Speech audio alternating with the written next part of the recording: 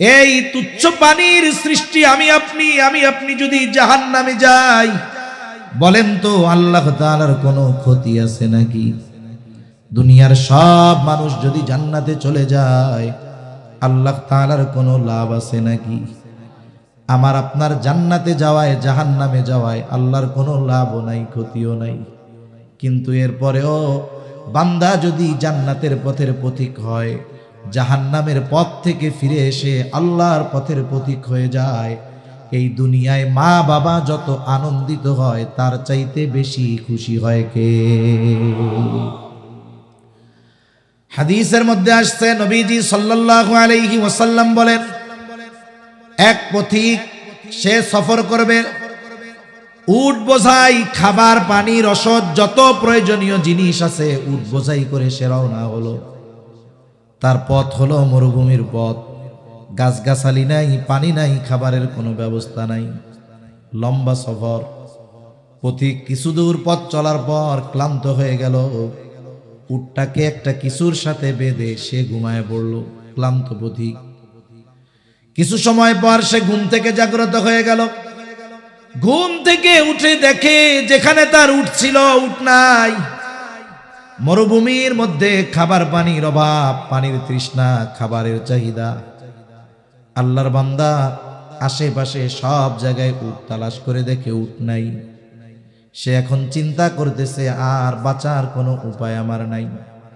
কারণ ওই মুহূর্তে ওই ব্যক্তির অবস্থা হবে এমন যে ওই সময় পৃথিবীর মধ্যে তার মতো হতাশ আর কেউ হবে না।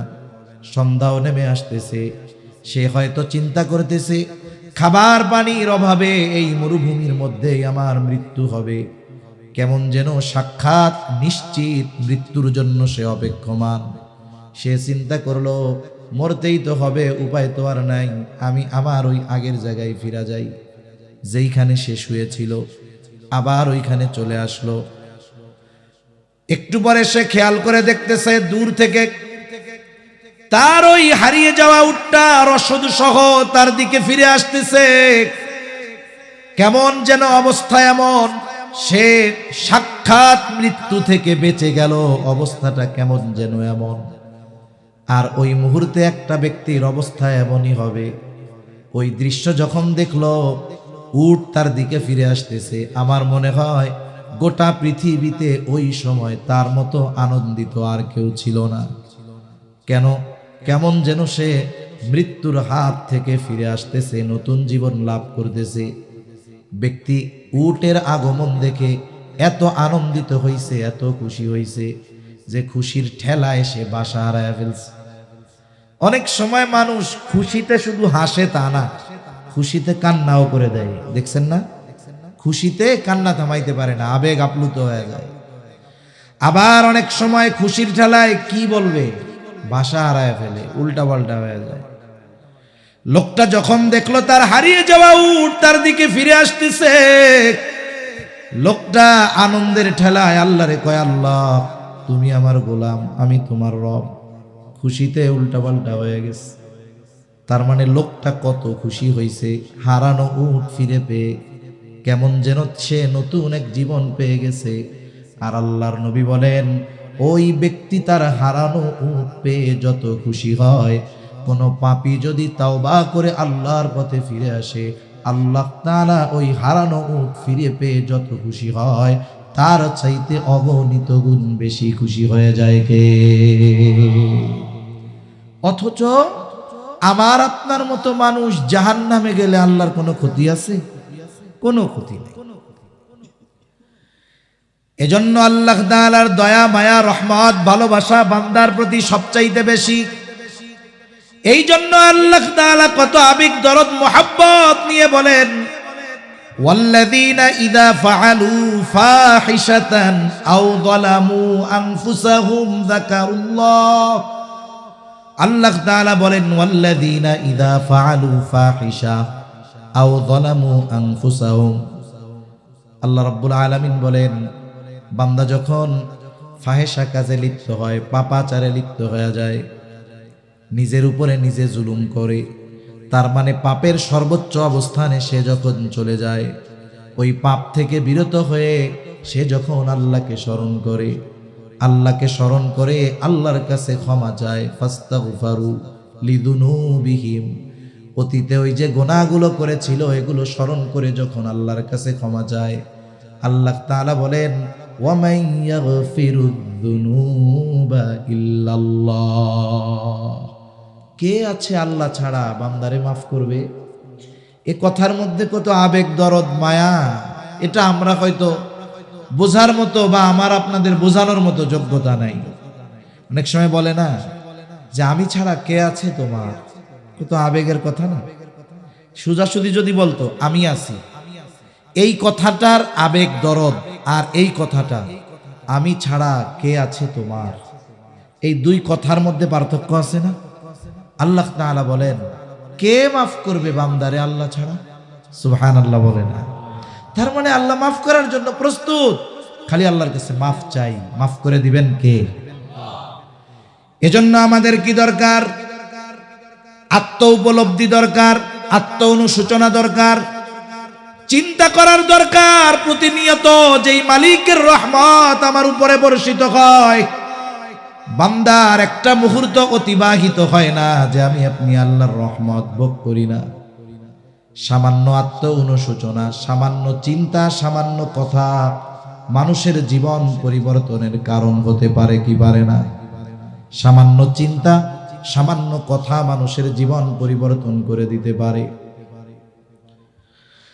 রাসূলুল্লাহ সাল্লাল্লাহু আলাইহি ওয়াসাল্লাম বনি ইসরাইলের এক জালেমের ঘটনা সাহাবায়ে কেরামকে বারবার শোনায়েছেন। আব্দুল্লাহ ইবনে উমর রাদিয়াল্লাহু তাআলা আনহু বলেন, বনি ইসরাইলের এক জালেম ছিল, তার নাম হলো কিফিল। নবীজি এই কিফিলের ঘটনা একবার দুইবার নয়, বারবার সাহাবায়ে কেরামকে শুনাইছে। নবীজি বলেন, বনি ইসরাইলের ওই জালেম কিফিল এমন কোনো পাপ নাই সে করে নাই, তার মানে সব পাপের অলরাউন্ডার। বনি ইসরাইলের ওই জালেম সব পাপে অভ্যস্ত ব্যক্তি। তার পাপগুলার মধ্যে একটি পাপ ছিল, মানুষকে সে সুদের উপরে টাকা দিত। সুদখোর আসেনি আপনাকে এলাকায়? জোরে বলেন আসেনি? মাটি খুঁড়লে কেঁচো পাওয়া যায়, কেঁচো চিনেন? কেঁচো চিনেন না? কালা কালা লম্বা লম্বা মাটি খুঁড়লে পাওয়া যায়, এমন এটি নাই, কমে গেছে আর কি, তাই না? কেচ্চ বলে, কেচ্চ। কত শব্দ শিখলাম, টাইফুন না কি শিখলাম জানি, টাইয়ন। হায় আল্লাহ, কই টমেটো আর কই টাইয়ন। আল্লাহু আকবার, ভাষার সৌন্দর্য। আসলে আপনারা যে ভাষায় বলেন, এটা আপনারা যখন বলেন সুন্দর লাগে, আর যখন আমরা তো আর ওই মাতৃভাষা না, আমরা বললে একটু অন্যরকম লাগে। যে যাকে আল্লাহ যেই ভাষা দিছে, বুঝি আর না বুঝি, তার জবানে ওই ভাষা শুনতে মজা লাগে কি লাগে না? আমার অনেক পরিচিত জন আছে, আব্দুল্লাহ আল মারুফ ভাইয়ের বয়ান শুনে কিছু বুঝোস নি, কিছু বুঝি না কিন্তু ভাল লাগে। কিছু বুঝে না কিন্তু কি লাগে? ভালো লাগে। কিন্তু আমি যদি আবার ওই ভাষায় বলার চেষ্টা করি তাহলে ভাল লাগবে না, কারণ টান গুন্না তো ঠিক থাকবে না, ঠিক না? তাহলে দেখেন, মাটি খুঁড়লে কেচ্চ পাওয়া যাবে, না পাওয়াও যাইতে পারে, কিন্তু সুদখোর পাওয়া যাবে। অবস্থা এরকম জঘন্য সুদের।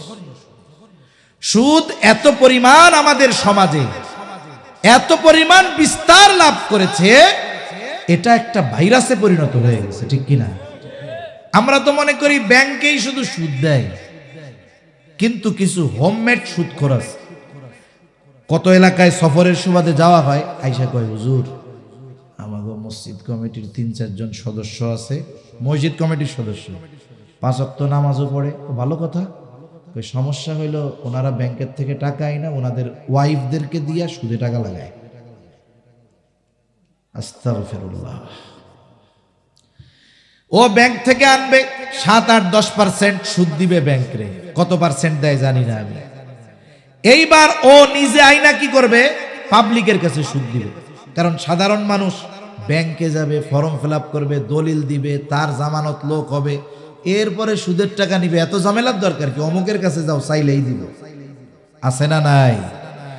ব্যাংক নেয় ওর কাছ থেকে 7%-10%, ও পাবলিকের কাছ থেকে নেয় 20%-25%।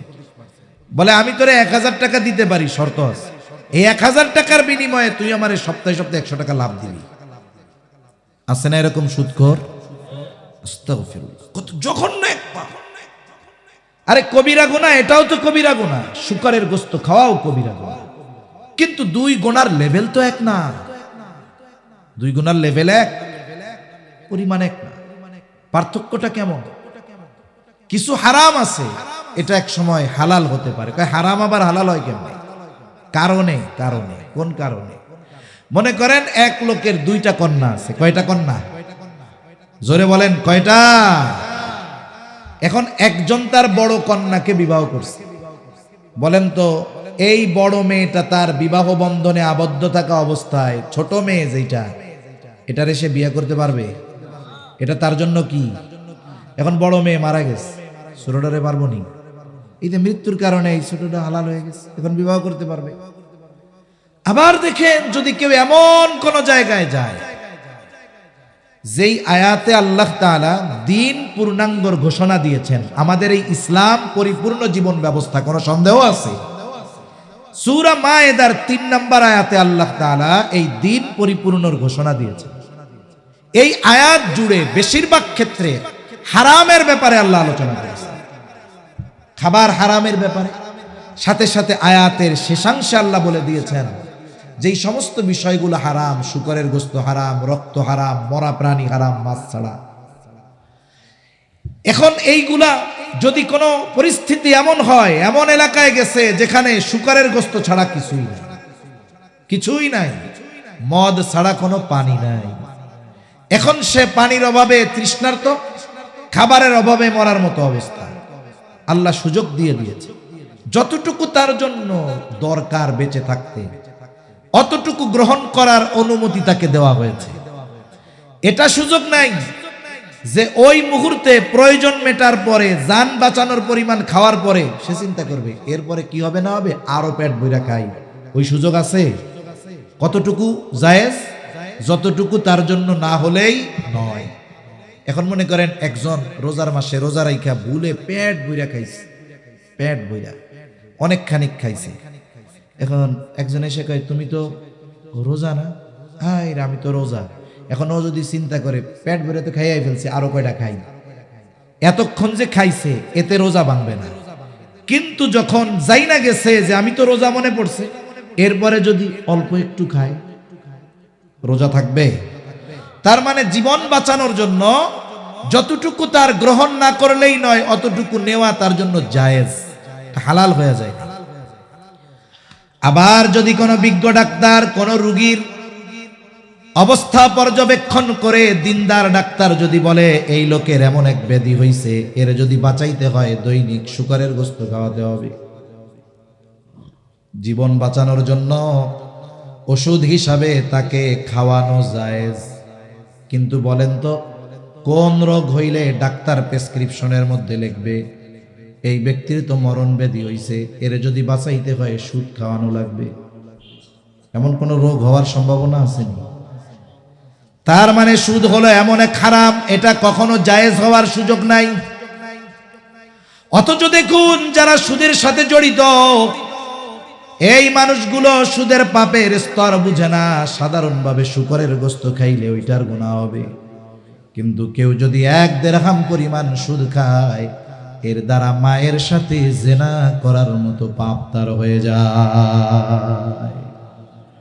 একজন সুদখোররে আপনি যদি 10 লাখ টাকা দিয়ে ওই অপকর্ম করতে বলেন, ও করবে না? আপনারে মেরে ফেলবে না?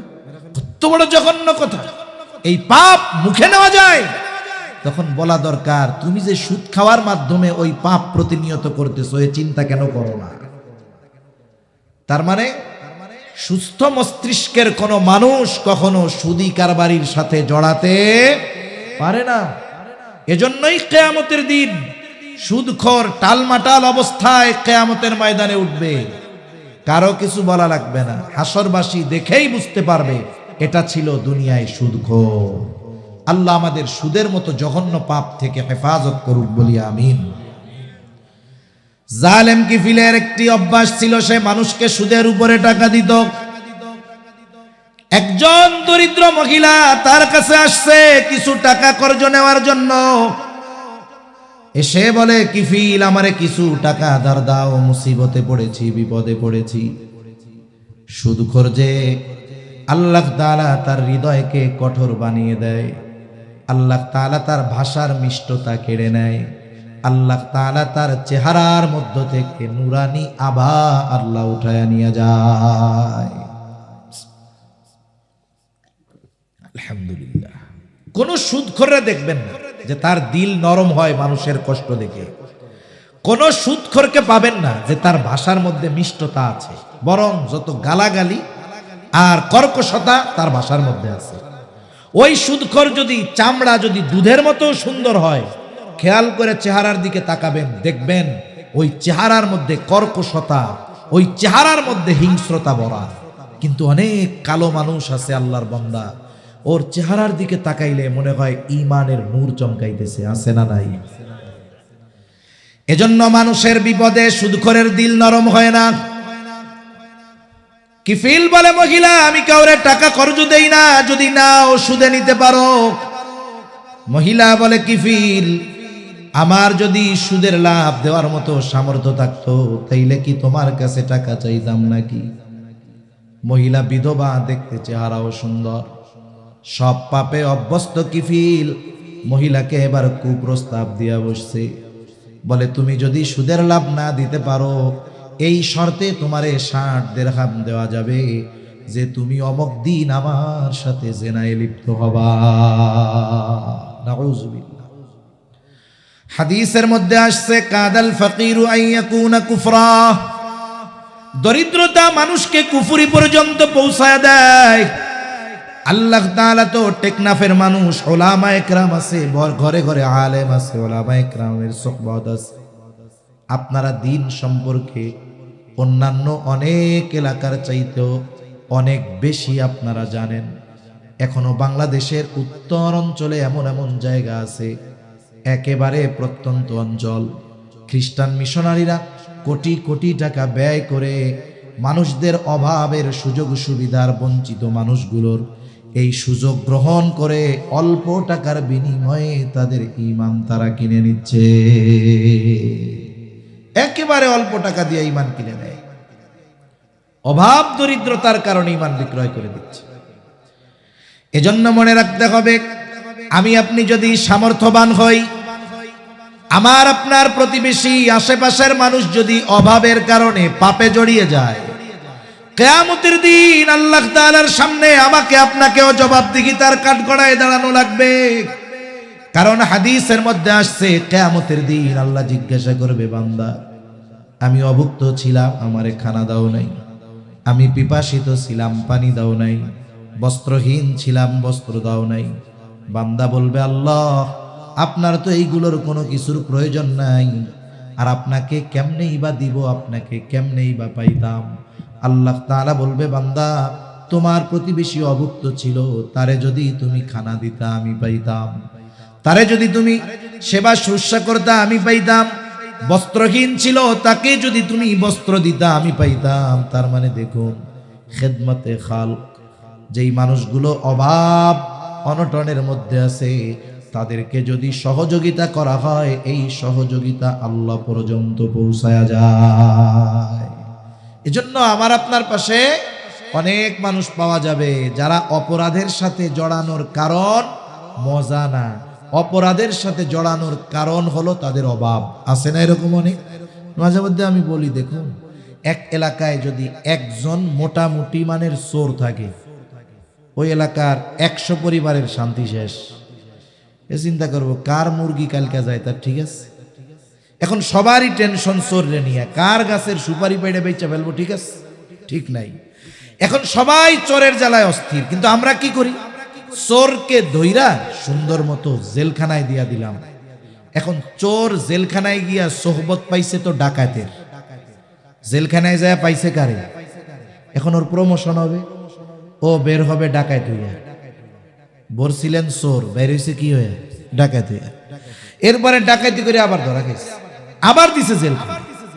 এবার পাওয়ার বাড়ছে তো চোরদের সাথে আর রাখে নাই, এবার বড় নেতাগোর সাথে রাখছে। এইবার জেলখানার থেকে বের হইয়া ডাকাতে হয়ে গেছে বড় নেতা। এইবার আবার পিটানি খাইয়া জেলখানায় ঢুকছে নেতা, পরের বার বাইরে হয়ে গেছে এমপি সাহেব। এজন্য আমাদের বাংলাদেশে যত এমপি আছে গেছে, হাতে গোনা কয়েকজন বাদ দিলে অধিকাংশ শুরুতে আগে মানুষের মুরগি চুরি করতো, ঠিক কিনা বলে? স্বভাব সহজে যায়। ওই যে এমপি হইছে ঠিক, অন্যের সম্পদ চুরি করছে, আগে তো মুরগি টুরগি চুরি করতো, এখন একজনেরটা চুরি করতো, এখন পুরা এলাকারটা ধইরা চুরি করে। এজন্য আমাদের কিছু সামাজিক দায়িত্ব আছে। এখন আমাদের দায়িত্ব কি? এই 100 মানুষ বা 100 ফ্যামিলি চোরের উপদ্রব থেকে বাঁচা দরকার। এই লোকটা তো অভাবের কারণে চুরি করতেছে, 500 টাকা কইরা উঠান, 1000 টাকা কইরা উঠান। যার যাকাত দেওয়ার সামর্থ্য আছে সে একটু বেশি দেন, যার অ্যাবিলিটি কম দেন। 1 লাখ টাকা উঠাইছেন, কি করবেন? উঠাইয়া এইবার প্রথমে এরে তো ঘষা মাজা দিয়া পরিষ্কার করতে হবে, ঠিক না? ওই যে জাহান্নাম থেকে নিয়ে বান্দারে আল্লাহ তাআলা এক পানির মধ্যে চুবনি দিবে না, এরপরেই না চেহারা টেহারা সব ফিরা পাইবে। এইবার ওর তো খাসলাত পরিবর্তনের দরকার। খাসলাত, অভ্যাস, এটা সহজে পরিবর্তন হয় না। পরিবর্তনের সবচাইতে বড় মাধ্যম হলো সুহবত। সঙ্গের কারণে মানুষের অভ্যাস পরিবর্তন। এখান থেকে কিছু টাকা দিয়া ওরে পাঠায় দেন 3 চিল্লায়, আর কিছু টাকা দেন এই 4 মাস ওর পরিবারের খরচের জন্য। এইবার 4 মাস পর ও আসবে এলাকায়, ভালো মানুষের সোহবতে থেকে দেখবেন মৌলানা সাহেব ওই এলাকায় হাজির। এখন যদি আপনি ওরে কোনো কর্মসংস্থান না দেন, ও কিন্তু আবার ওই লাইনে চলে যাবে। বাকি আছে 70,000 টাকা, এটা দিয়ে ওর একটা ব্যবসা ধরায়া দেন, একটা রিক্সা কিনে দেন, একটা অটো কিনে দেন। ওলামায়ে কেরাম, এলাকার মুরব্বীরা মিলা তারে ওইটা হাতে বুঝাইয়া দিয়া দোয়া কইরা ছাইড়া দেন। তাহলে কি হলো? খরচ করলেন 500 টাকা, 1000 টাকা, কিন্তু লাখ লাখ টাকার মাল জান নিরাপদ হয়ে গেল, ঠিক কিনা? এজন্য এই সামাজিক দায়বদ্ধতা আমাদের মধ্যে থাকতে হবে। এই যে রোজার মাস আসতেছে, অনেকে হয়তো চিন্তা করতেছে আমরা কত কিছু করব। অনেকে ইফতারের সময় টেবিলের মধ্যে 15 প্রকারের ইফতার থাকবে, 15 আইটেমের। একজন মানুষ রোজা রাইখা 3 গ্লাস শরবত আর 3টা খেজুর খাইলে আর কিছু খাওয়া যায় না। এখন টেবিলে ইফতারের আইটেম গুনে 1 2 3 4 14 15। আরে কি হইছে? কই তরমুজটা থাকলে যে ভালো হইতো রে, তরমুজ নাই রে। আছে কয় আইটেম? জোরে কয় না, কয় আইটেম? তরমুজ নাই, আফসোসে শেষ। কেমন যেন ওর ইফতারি হবে না, রোজাও বাতিল হয়ে যাবে। অথচ আপনার পাশের বাড়ি আর একজন কি করতেছে? শুটকি ভর্তা একটু দিয়া ওই সেহরির সময় করছিল, মরিচ একটা পোড়া দিয়া, পান্তা ভাতটা নিয়ে লবণ নিয়ে বসে আছে, আজান দিলে সে ইফতার করবে। এমন লোক আছে না নাই? অনেক মানুষ আছে রোজা রাখবে, কিন্তু তার দিন আনতে হয়, দিন খাইতে হয়। দিনে পরিশ্রম না করলে রাতের বেলায় তার পাতিল জ্বলে না, চুলা জ্বলে না। এমন অনেক মানুষ কম বেশি আছে। আপনার আল্লাহ অ্যাবিলিটি দিছে, আপনার সন্তান বিদেশে আছে, ভাই বিদেশে আছে, আপনি ওই লোকটার কাজ হালকা করে দেন, মেহমান বানায় নেন। অন্যান্য বার সাহারিতে 5 আইটেম রাখতেন, 2টা কমায় দেন। ইফতারে 8 আইটেম রাখতেন, 3টা কমায় দেন। ওই খরচটা দিয়ে ওই লোকটারে আপনার ফ্যামিলির মেহমান বানান। আরে আমার রোজা কবুল হবে কি হবে না আল্লাহ ভালো জানে, কিন্তু আপনি আমি যদি কোনো রোজাদারকে ইফতার করাই, আমি যদি কোনো রোজাদারের সাহারির ব্যবস্থা করি, ওই ব্যক্তি রোজা রাখবে, ইবাদত করবে, আর আমারটা কবুল হোক চাই না হোক, ওরটাও যদি কবুল নাও হয়, বুজুর্গানে দিন বলেন আল্লাহ তাআলা আমাকে আপনাকে কবুল রোজার ইবাদতের সওয়াব দান করবে। সুবহানাল্লাহ। তাহলে দেখুন, এতটুকু যদি আমরা করি, এটা আমাদের সামাজিক হৃদ্রতা, মহাব্বত, ভালোবাসা, অভাব, একে অপরের প্রতি আন্তরিকতা বাড়বে কি বাড়বে না? এক কথা থেকে অনেক দূর চলে গেলাম। জালেম কিফিল বলে, যদি আমার সাথে জেনায় লিপ্ত হও, তোমারে আমি টাকা দিতে পারি। দরিদ্রতার প্রয়োজনীয়তার কাছে মহিলা হার মেনে গেল। জালেম কিফিলের শর্তে মহিলা রাজি হয়ে গেছে। নির্ধারিত দিন জালেম কিফিল মহিলার বাড়িতে হাজির। হাদিসের মধ্যে আসছে, একেবারে মহিলার উপরে চেপে বসেছে জালেম কিফিল। মহিলার চেহারাটারে অন্যদিকে ঘুরায় রাখছে, আর কান্না করে থরথর করে কাঁপে। একজন গেছে ফুর্তি করার জন্য, আর একজন কান্না করে। কিফিল বিরক্ত হয়ে বলে, মহিলা কান্না করো কেন? আমি কি তোমারে জোর করেছি নাকি? আমি তো তোমাকে কোনো জোর জবরদস্তি করি নাই, তুমি তো স্বেচ্ছায় শর্ত মেনে নিয়েছো। মহিলা কান্না জড়িত কণ্ঠে বলে, কিফিল, আমি জীবনে কোনোদিন এমন পাপের সাথে জড়িত হই নাই। আল্লাহর ভয়ে কান্না করি কিফিল, আল্লাহর ভয়ে, আমি জীবনে কোনোদিন এমন পাপের সাথে জড়াই নাই। মহিলা বলে, কিফিল বলে, তাইলে আজকে কেন রাজি হলা? বলে, কিফিল, আমার অভাব আমাকে তোমার শর্তে রাজি হইতে বাধ্য করেছে। মহিলার তো চিন্তা হারে, যদি জেনা করার পরে মারা যায়, আল্লাহর সামনে জেনাকারিনী হিসাবে উপস্থিত হওয়া লাগবে।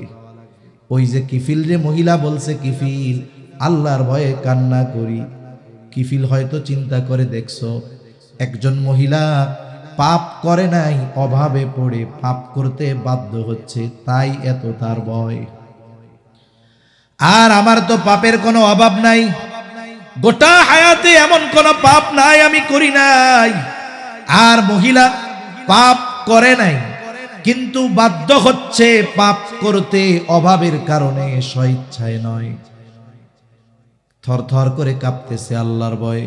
হয়তো এই যে মহিলা বলছে আল্লাহর ভয়ে কাঁপি কাঁদি, এই কথাটা হয়তো কিফিলের কান দিয়ে হৃদয় পর্যন্ত পৌঁছায় গেছে। কথার আঘাত কানে লাগলে কাজ হয় না, হৃদয়ে লাগলে কথার আঘাতে কাজ হয়, ঠিক কিনা বলেন? অনেক সময় বলে না, অমুক আমার এই কথাটা বলছে, আমার হৃদয়টারে খান খান করে দিছে, বলে না? কথা এটা বলছে, আমার কলিজাটার মধ্যে মনে হয় তীর মারছে। কথার পাওয়ার কি! জালেম কিফিলের অন্তরে হয়তো পৌঁছায় গেছে, কিফিল, আল্লাহর ভয়ে কান্না করি। কিফিল এবার উঠে দাঁড়িয়ে গেল, কাপড় পরিধান করে, আর বলে, মহিলা, আমি তোমারে ওই 60 দিরহাম সাদকা করে দিলাম, মাফ করে দিলাম। আল্লাহর শপথ, আজকে থেকে আমি আর আল্লাহর নাফরমানি করব না। খালেস ভাবে তওবা করে কিফিল বাড়িতে চলে যায়। ঘটনাক্রমে ওই রাতটা ছিল জালেম কিফিলের জীবনের শেষ রাত। পরের দিন সকালবেলা এলাকার সবাই জেনে গেছে কিফিল দুনিয়ায় নাই। জালেম মরলে মানুষ ইন্না লিল্লাহ কয় না, বরং আলহামদুলিল্লাহ কয়, ঠিক কিনা বলেন? গত সময়ে মাঝে মধ্যে দেখতাম ফেসবুকের মধ্যে তরুণ এক যুবক, সুন্দর সুদর্শন চেহারা, মোটরসাইকেল অ্যাক্সিডেন্টে মারা গেছে। চিন্তা করতাম, আহারে, এই মায়ের সন্তান, এই মায়ের অন্তরে কতই না ব্যথা। এই সন্তানের লাশ তার বাবা কেমন করে কাঁধে নিবে? কারণ দুনিয়ার মধ্যে সন্তানের লাশের চাইতে ভারী পিতার কাঁধে আর কোনো কিছু হতে পারে না। ভেতরে ঢুকতাম, দেখি অবস্থা কি। এখন ভেতরে ঢুইকা দেখি কমেন্টসে ইন্না লিল্লাহ নাই, খালি আলহামদুলিল্লাহ। কি হয়েছে রে?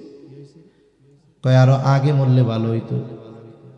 চিন্তা করে দেখেন, একজন মানুষের মৃত্যুতে কেউ ইন্না লিল্লাহ বলে না, কেমন জীবন!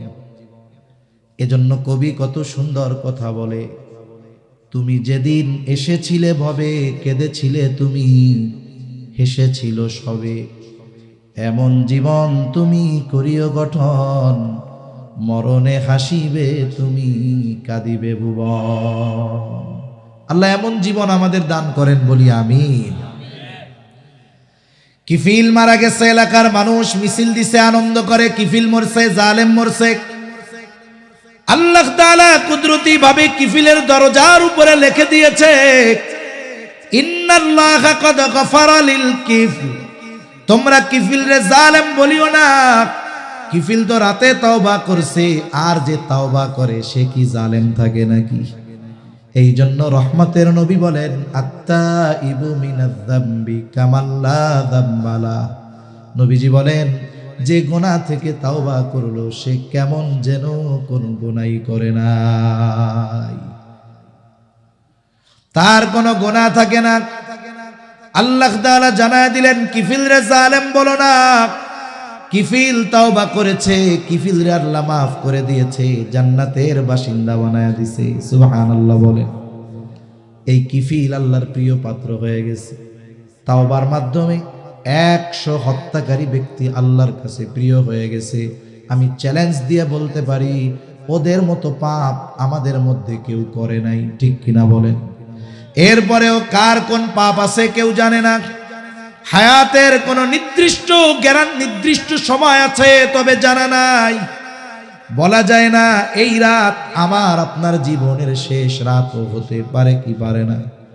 কত যুবক সুস্থ অবস্থায় রাতে ঘুমায়, সকালবেলায় আর তার ঘুম ভাঙে না। হাজারো ঘটনা ঘটে। কত মানুষ সুস্থ অবস্থায় বাড়ির থেকে বের হয় আর ফিরে আসে না। হতে পারে আমার আপনার জীবনের শেষ রাত এটা, হলেও হতে পারে।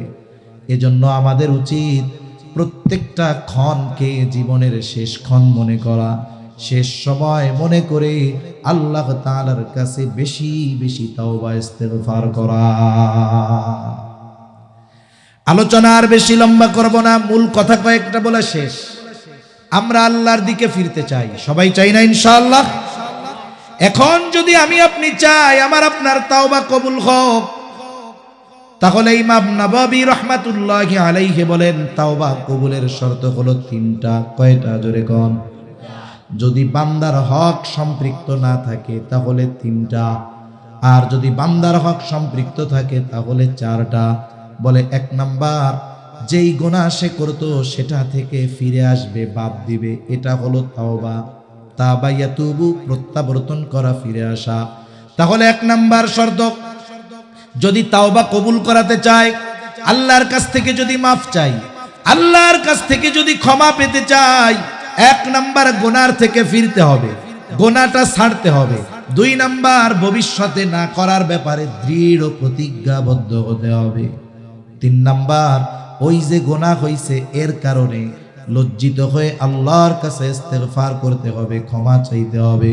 যদি বান্দার হক আর নষ্ট না করে থাকে, এই তিন শর্তের আলোকে যদি কেউ আল্লাহর কাছে ফিরে যেতে চায়, আসমান পরিমাণ গুনাহ যদি হয় মাফ করবে কে? তবে যদি বান্দার হক নষ্ট করে, খবরদার, এটা কিন্তু জটিল এক পাপ। রাসূলুল্লাহ সাল্লাল্লাহু আলাইহি ওয়াসাল্লাম সাহাবায়ে কেরামকে জিজ্ঞাসা করে, তোমরা কি জানো কিয়ামতের দিন কে হবে মুফলেস? সবচাইতে নিঃস্ব কে হবে? সাহাবায়ে কেরাম বলে, আল্লাহ এবং তার রাসূল ভালো জানে। নবীজি বলেন, কিয়ামতের দিন ওই ব্যক্তি নিঃস্ব হবে যার নামাজ, রোজা, হজ, যাকাত কোনো কিছুর অভাব নাই, নফল ইবাদতের অভাব নাই, সিয়ামের অভাব নাই, রোজার অভাব নাই, হজ উমরার অভাব নাই, কিন্তু একটা জিনিসের সমস্যা, সে মানুষের হক নষ্ট করত। মানুষের হক দুনিয়ায় আদায় করে নাই, বলে আখিরাতে করতে হবে। দুনিয়ায় তো টাকা দিয়ে, সম্পদ দিয়ে হক আদায় করা যায়। আখিরাতের কারেন্সি, আখিরাতের সম্পদ হলো নেকি। মানুষেরা যখন আল্লাহর কাছে তার ব্যাপারে অভিযোগ দায়ের করবে, তাকে তার নেকি দিয়া হক আদায় করা লাগবে। মানুষের হক আদায় করতে করতে পাহাড় পরিমাণ নেকের মালিকের নেক শেষ হয়ে যাবে, কিন্তু এখনো অনেক মানুষ হক পাও না। ওই ব্যক্তি বলবে, আল্লাহ, মানুষের হক আদায় করতে করতে আমার সব নেকি শেষ। এইবার যারা হক পাও না তারা বলবে, নেকি নাই তাতে কি, আমাগো গোনা নিলেই হবে। এইবার গোনা নিয়ে হক আদায় করা লাগবে। পাহাড় পরিমাণ নেকের মালিক দুনিয়ায় শুধু বান্দার হক নষ্ট করার কারণে কিয়ামতের দিন পাহাড় পরিমাণ নেকের মালিক থেকে গুনার মালিক হয়ে যাওয়া লাগবে। এজন্য রহমতের নবী, যার আগে পরের সব আল্লাহ মাফ করে দিয়েছেন, দুনিয়া থেকে চলে যাবার 9 দিন আগে সাহাবায়ে কেরামকে মসজিদে নববীর ভিতরে একত্রিত করেছেন।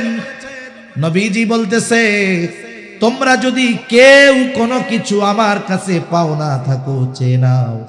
আমি চাই না কেউ আমার কাছে কোনো কিছু পাও না আর আমি আল্লাহর সাথে মিলিত হব।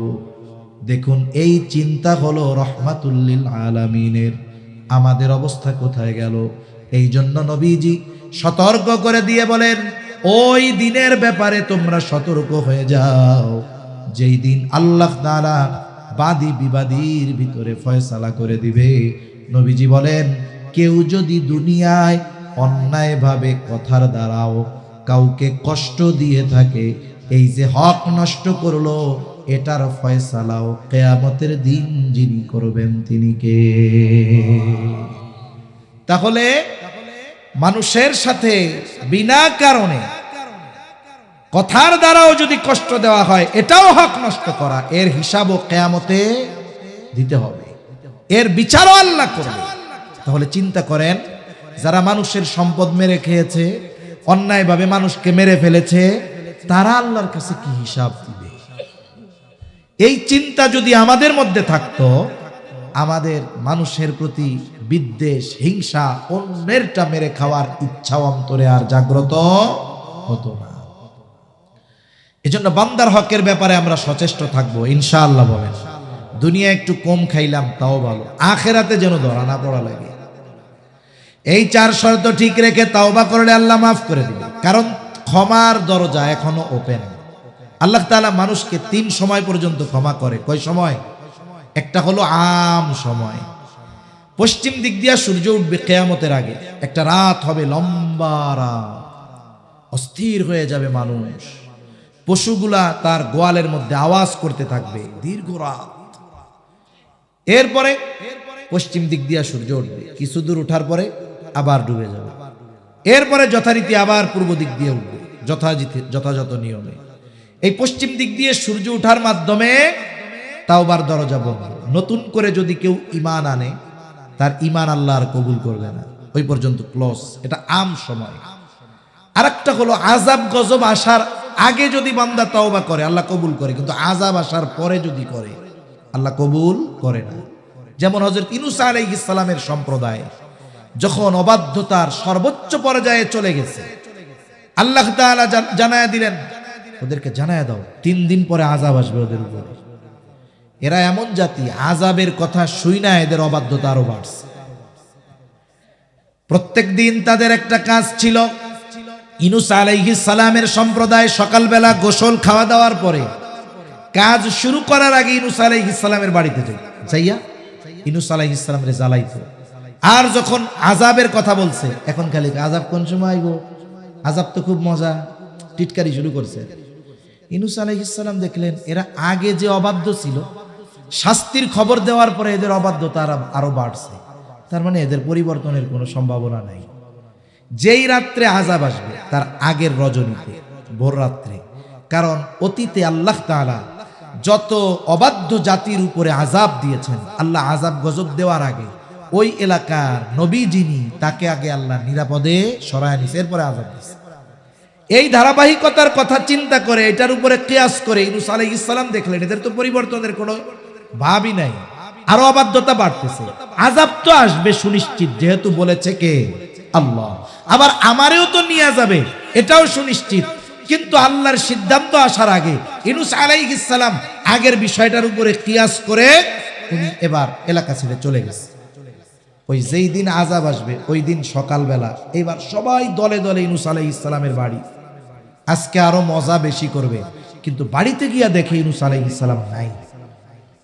ওরা চিন্তা করতেছে, যুগের পর যুগ আমরা ইউনূস আলাইহিস সালামরে জ্বালাইলাম, সে একদিনও এলাকা ছেড়ে যায় না, আর সামনের রজনী, আযাব আসার রজনী, আজকে সে বাড়িতে নাই। খোঁজ করো তো আশেপাশে কোথাও গেছে নাকি। আশেপাশে কয়েক গ্রামে খোঁজ খবর নিয়ে দেখে কোথাও ইউনূস আলাইহিস সালামের খবর নাই। যখন তারা জানতে পারলো এলাকায় নাই, আশেপাশে নাই, তাদের মধ্যে ভয় কাজ করা শুরু করে দিয়েছে। তারা বুঝতে পারছে আযাব আসবে, আমাদের অবাধ্যতার কারণে ইউনূস আমাদের ছেড়ে চলে গেছে আলাইহিস সালাম। এবার তারা ভয় পেয়ে গেল, সকলে মিলে তাওবা করলো, ঈমান আনলো। আর তাদের উপরে অবাধ্যতার কারণে যে আযাব আসার কথা ছিল, ঈমান আনার কারণে, আযাব আসার আগে ঈমান আনার কারণে আল্লাহ ঈমান কবুল করলেন, আর আসন্ন গজব থেকে আল্লাহ তাদের বাঁচায়া দিলেন। তাহলে ইউনূস আলাইহিস সালামের সম্প্রদায়ের তাওবা বা ঈমান কবুল হয়েছে কেন? আযাব আসার আগে তারা ঈমান আনছে। কিন্তু ফেরাউনের ঈমান তো আল্লাহ কবুল করে নাই। ফেরাউন কিন্তু ঈমান আনার সুস্পষ্ট বক্তব্য দিয়েছে, আল্লাহই বলেছেন কোরআনে, হাত্তা ইযা আদরাকাহুল গরাক ক্বালা আমানতু আন্নাহু লা ইলাহা ইল্লাল্লাযী আমানাত বিহি বানু ইসরাঈলা ওয়া আনা মিনাল মুসলিমিন। যখন হাবুডুবু চলতেছে, চুবনি চলতেছে, ফেরাউন বুঝতে পারছে আমার সব শেষ। এতকাল কইতো আনা রব্বুকুমুল আলা, আমি সবচাইতে বড় রব। এখন সে বুঝতে পারছে রব যিনি, তার ধরা কত কঠোর। এবার বলে আমানতু আন্নাহু লা ইলাহা ইল্লাল্লাহ, বলে আমি ঈমান আনলাম আল্লাহ ছাড়া কোনো ইলাহা নাই। আল্লাযী আমানাত বিহি বানু ইসরাঈল, যার উপরে বনি ইসরাইল ঈমান আনছে, আমি ওই আল্লাহর উপরে ঈমান আনলাম। ওয়া আনা মিনাল মুসলিমিন, ও আল্লাহ এত সুবনি দেন কে, আমিও তো মুসলমানদের একজন। আল্লাহ তাআলা বলেন আল আনা ওয়া ক্বাদ আসাইতা মিন ক্বাবলু ওয়া কুনতা মিনাল মুফসিদিন। এখন ঈমান আনার ঘোষণা দিচ্ছ তুমি, ইতিপূর্বে নাফরমানি করেছো, জমিনে বিশৃঙ্খলা সৃষ্টি করেছো, বারবার তোমার কাছে আমার নবী গেছে, ফিরাইয়া দিছো, কত জুলুম অত্যাচার করেছো। এখন যখন ফান্দে পড়ছো, এখন ঈমান আনার ঘোষণা দিতেছো, ঈমান তো কবুল হবে না, কবুল তো হয় নাই। বরং আল্লাহ তাআলা ফেরাউনের দেহকে সংরক্ষণ করে রেখেছেন, মিশরের জাদুঘরে আছে। কেন? আল্লাহ তাআলা বলেন ফালইয়াউমা নুনাজ্জিকা বিবাদানিকা লিতাকুনা লিমান খালফাকা আয়া ওয়া ইন্না কাসীরাম মিনান নাসি আন আয়াতিনা লাগাফিলুন। তোমার তো মরতেই হবে, ঈমান তো কবুল হবেই না। জেনে রাখো তোমার দেহ আমি সংরক্ষণ করব। কেন? লিতাকুনা লিমান খালফাকা আয়া, তোমার পরে যারা আসবে তোমার মতো তাদের জন্য নিদর্শন হিসাবে তোমারে আমি সংরক্ষণ করব। 1000 বছর সমুদ্রের তলে হাঙ্গরেও খায় নাই, পোকায় খায় নাই, মাছে খায় নাই, পচে নাই। মিশরের জাদুঘরে এখনো আছে। কাদের জন্য? বলে ফেরাউনের মতো ক্ষমতা পেয়ে যারা মানুষের উপরে জুলুম করেছে, আল্লাহর অবাধ্যতায় লিপ্ত হয়েছে, তাদের জন্যই মূলত ফেরাউন ছিল নিদর্শন। কিন্তু ফেরাউনকে দেখতে যায়, কিন্তু ওর পরিণতি থেকে শিক্ষা গ্রহণ করে না। যদি দুনিয়ার মানুষ করত, ক্ষমতা ধরেরা করত, গোটা পৃথিবীতে ইনসাফ প্রতিষ্ঠা হয়ে যেত। ঠিক কিনা বলেন?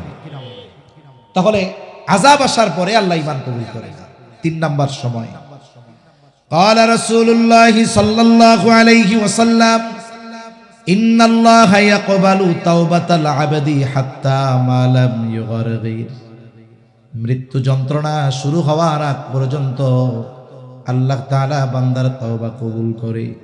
স্বাভাবিক মৃত্যু যারা অবলোকন করেছে, একটা মানুষের যখন সাকারাতে মাউত শুরু হয়ে যায়, সুস্থ মানুষ কেমন যেন তার শ্বাস প্রশ্বাস বাধাগ্রস্ত হয়, গর গর গর গর আওয়াজ হতে থাকে। এর দ্বারা বিজ্ঞজন অনুধাবন করতে পারেন এই ব্যক্তির মৃত্যু যন্ত্রণা শুরু হয়ে গেছে। এখন তার হাতটা সোজা বানায় দেয়, পাটারে সোজা করে দেয়, আস্তে আস্তে চোখটারে বন্ধ করে দেয়। বলে এই মৃত্যু যন্ত্রণা শুরু হওয়ার আগ পর্যন্ত বান্দা যত গুনাহ করুক না কেন, আল্লাহ তাআলা ওই বান্দাকে ক্ষমা করে দেয় যদি সে তওবা করে। এজন্য সময়টাও আমাদের হাতে আছে না নাই? এই শর্তগুলো ঠিক রেখে, সময় তো আছে, আমরা যদি আল্লাহর কাছে মাফ চাই, আল্লাহ মাফ করবে না? দেখুন আমার আপনার নবী আগে পরের সব আল্লাহ মাফ করে দিছে। নবীজি কি করতেন? লম্বা নামাজ পড়তেন, দীর্ঘ রুকু করতেন, তিলাওয়াত করতেন, এই সেজদা করতেন। অন্যান্য সময় যেমন তেমন, যখন সেজদায় নবীজি যাইতেন, দীর্ঘ সেজদা। আয়েশা সিদ্দিকা রাদিয়াল্লাহু তাআলা আনহা বলেন, নবীজির সেজদা এত লম্বা হতো, আমরা মনে করতাম উনি মনে হয় সেজদার মধ্যেই আমাদের ছেড়ে চলে গিয়েছেন। আমাদের মনে সংশয় আসতো, আমরা নবীর পায়ে চিমটি কাটতাম, নবীজি পা নড়াচড়া দিতেন, বুঝতে পারতাম যে না, নবীজি আমাদের মধ্যে আছেন। আয়েশা সিদ্দিকা রাদিয়াল্লাহু তাআলা আনহা নবীজিকে বলতেন, ইয়া রাসূলুল্লাহ, আল্লাহ আপনার আগে পরে সব মাফ করে দিয়েছে, এত কষ্ট করে আপনার ইবাদত করার কি দরকার? এটাই মূলত বোঝাতে চাইতেন। নবীজি বলেন, আফালা আকুনা আবদান শাকুরা। ও আয়েশা, যে আল্লাহ আমারে এত নিয়ামত দান করেছে, আমি কি সেই রবের শুকরগুজার বান্দা হব না? আর আমরা যদি ক্ষমার ঘোষণা পাইতাম যে আগে পরে সব মাফ, তাইলে দুনিয়ায় যা শয়তানেও করে না এটাও আমরা করে চলতাম, ঠিক কিনা বলেন? অথচ এই রহমাতুল লিল আলামিন দৈনিক 100 বার তাওবা ইস্তেগফার করতেন। কতবার? নবীজি সাল্লাল্লাহু আলাইহি ওয়াসাল্লাম বলেন, আল্লাহে, আল্লাহর শপথ, ইন্নী লা আস্তাগফিরুল্লাহ ওয়া আতুবু ইলাইহি ফিল ইয়াউমি মিআতা মাররা। নবীজি বলেন, আমি দৈনিক 100 বার আল্লাহর নিকটে তওবা ইস্তেগফার করি। নবীর তো পাপ নাই, ইস্তেগফার কেন করে? বলে নবীজি ইস্তেগফার পাঠ করার মাধ্যমে তার সম্মান আরো বাড়ায় দেয়। কে জোরে বলেন? আর এক বিষয় হলো, নবীজি এটা গুরুত্ব সহকারে করেন অথচ তার কোনো পাপ নাই। আমরা তার উম্মত, পাপের অভাব নাই। তাহলে আমাদের তাওবা ইস্তেগফারের ব্যাপারে কতটা গুরুত্ব আরোপ করার দরকার ছিল এটা আমরা বুঝতে পেরেছি।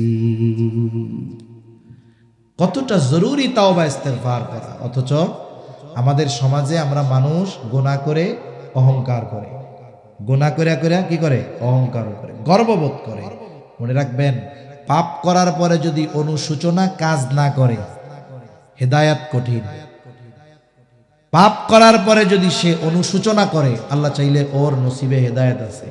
কিন্তু পাপ করার পরে তার মধ্যে যদি অনুশোচনা না থাকে, পাল্টা যদি গর্ব করে, ফখর করে, অহংকার করে, বলে এই ধরনের পাপীর পাপ তো মাপ পাবেই না, বরং তার হেদায়েত নসিব নাও হইতে পারে। এজন্য পাপ হতেই পারে, মাফ করবে কে? জোরে বলেন কে? আমরা সেজন্য পাপ থেকে ফিরবো, আল্লাহর কাছে ইস্তেগফার করব, ক্ষমা চাইবো তো ইনশাআল্লাহ। দেখুন, ইস্তেগফার হলো এটা অ্যান্টিবায়োটিকের মতো। ইস্তেগফার কিসের মতো? অ্যান্টিবায়োটিকের মতো। মূল সময় শেষ, ওভার টাইম চলতেছে, যে কোনো টাইমে বাঁশি বেজে যাবে, শেষ হয়ে যাবে কথা। দেখেন, একজনের জ্বর হইছে, জ্বর হইলে কি ওষুধ দেয়? নাপা দেয়, এক্সটেন্ড দেয়, নাপা এক্সট্রা দেয়, এগুলা দেয়। ডাক্তার 1 সপ্তাহ ডোজ দিছে, সারেও না, কমেও না, বাড়েও না, কিচ্ছু হয় না, জ্বর যায় না। এখন ডাক্তার তারে কি বলে? জ্বরের ওষুধে কাজ হবে না, এখন কি লাগবে? অ্যান্টিবায়োটিক। কি লাগবে? অ্যান্টিবায়োটিক। একজনের পাতলা পায়খানা হয়েছে, 1 সপ্তাহে সারে না, এখন ডাক্তারের কাছে ওষুধ খাইছে, যায় না। ডাক্তার এখন বলে ওই ওষুধে সারবে না, কোন ওষুধ লাগবে? জোরে বলেন, কি লাগবে? অ্যান্টিবায়োটিক। একজনের কাইটা গেছে, সারে না, কয় এই ঘা এই ওষুধে যাবে না, কি লাগবে? অ্যান্টিবায়োটিক। তার মানে দেখেন, সব অ্যান্টিবায়োটিক এক, ট্যাবলেট কিন্তু একই, কিন্তু কাজ করে সব রোগের। ইস্তেগফার হলো আমলের অ্যান্টিবায়োটিক। বলে একটা আমল সব কিছুর কাজ করে। এই আমলে গুনাহ মাফ হয়, এই আমলে বৃষ্টি হয়, এই আমলে আল্লাহ সম্পদে বরকত দেয়, এই আমলে আল্লাহ সন্তানে বরকত দেয়। সব কিছু ইস্তেগফারের মাধ্যমে পাওয়া যায়। সুবহানাল্লাহ বলেন। তার মানে ইস্তেগফার করলে শুধু গুনাহ মাফ হয় তা না, অন্যান্য দুনিয়া আখিরাতের সকল কল্যাণ পাওয়া যায়। এজন্য আজকে থেকে আমরা দৈনিক কমপক্ষে 100 বার তাওবা ইস্তেগফার করব। করা যাবে তো ইনশাআল্লাহ? কারা কারা করব? হাত উঁচা করি। নারায়ে তাকবীর, নারায়ে তাকবীর। মাশাআল্লাহ, হাত নামাই। ছোট্ট একটা তাওবা ইস্তেগফার, আস্তাগফিরুল্লাহাল আযীম ওয়া আতুবু ইলাইহি। বলেন, আস্তাগফিরুল্লাহাল আযীম ওয়া আতুবু ইলাইহি। দৈনিক 100 বার যদি পড়ি, সময় লাগবে 3 মিনিট। কয় মিনিট? কয় মিনিট? জোরে বলেন। 3 মিনিট। এটা অভ্যস্ত হব কেমনে? অনেক সময় হাতে হাত দিয়ে আঙ্গুল দিয়ে তাসবিহ পড়া বেশি ফজিলত। এখন হাতে যদি তসবিহ থাকে, আঙ্গুল দিয়ে পড়লে ফজিলত বেশি, কিন্তু অনভ্যস্ততার কারণে আমাদের পড়া হয় কম। হাতে যদি তসবিহ থাকে, মন না চাইলেও মুখ দিয়ে আস্তাগফিরুল্লাহ আস্তাগফিরুল্লাহ বাইর হয়, ঠিক না?